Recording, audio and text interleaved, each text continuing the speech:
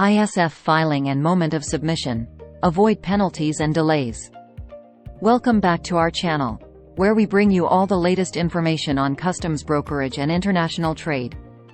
In today's video, we will be discussing an important aspect of importing goods into the United States, the importer's security filing, or ISF, and the crucial moment of its submission. First, let's understand what the ISF is. The importer security filing is a requirement imposed by U.S. Customs and Border Protection, CBP, for shipments coming into the country. It mandates importers or their agents to provide specific information about the cargo being imported before its arrival at a U.S. port. Why is the ISF important, you may ask? Well, the CBP uses this information to assess the level of risk associated with each shipment. It allows them to gather vital data about the cargo, such as its contents, origin, and parties involved, which helps in ensuring the security of the nation and facilitating legitimate trade.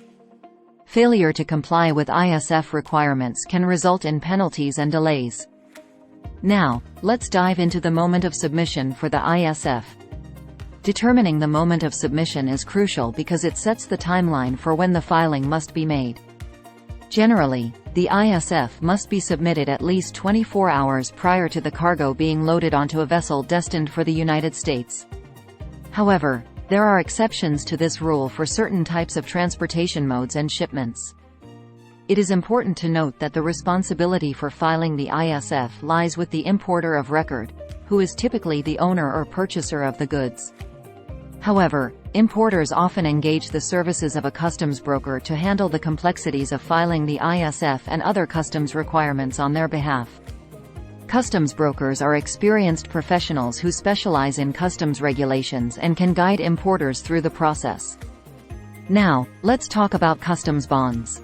A customs bond is a financial guarantee provided by a surety company or a financial institution to ensure that the CBP will be paid the necessary import duties, taxes, and fees associated with the imported goods.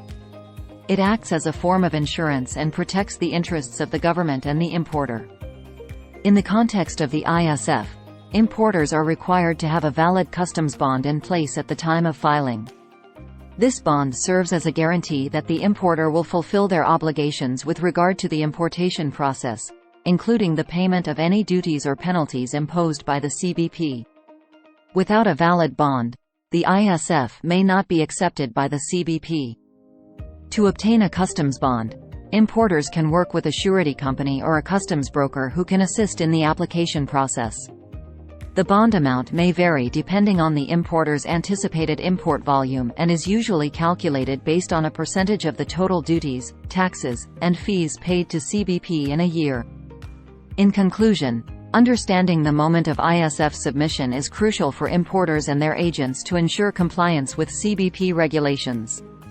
Filing the ISF accurately and on time, along with having a valid customs bond, are essential steps in the importation process to avoid penalties and delays. Thank you for watching today's video. We hope you found this information on ISF filing and the moment of submission helpful. Be sure to subscribe to our channel for more informative videos on customs brokerage, customs bonds, and all things related to international trade. Stay tuned for our upcoming videos, and disclaimer note below. See you next time.